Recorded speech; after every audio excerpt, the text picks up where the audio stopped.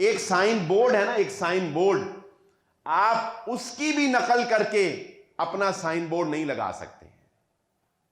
क्या हमने ये कभी सोचा? क्या हमने कभी ये ख्याल किया?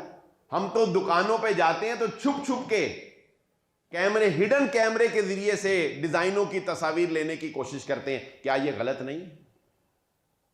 हमारा जमीर से पूछे ना, छुप कर क्यों लेते हो किसी की डिजाइन की तस्वीर? क्योंकि तुम्हें पता है कि ये काम सही नहीं है, तुम्हें पता है कि ये गलत है।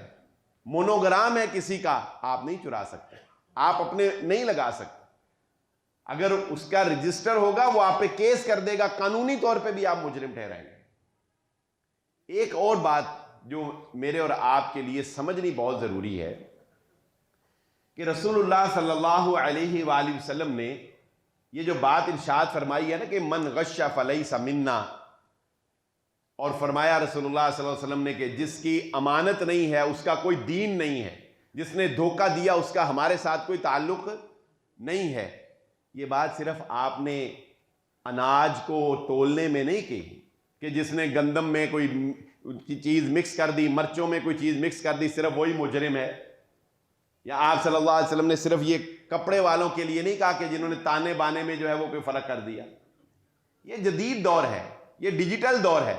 हमें इस जदीद दौर के तकाज़ों को समझना चाहिए और इस्लाम के मुताबिक समझना चाहिए, और अपने ईमान को और अपने ज़मीर को इतना पुख्ता करना चाहिए कि हम अपने बलबोते के ऊपर काम करने के काबिल हों।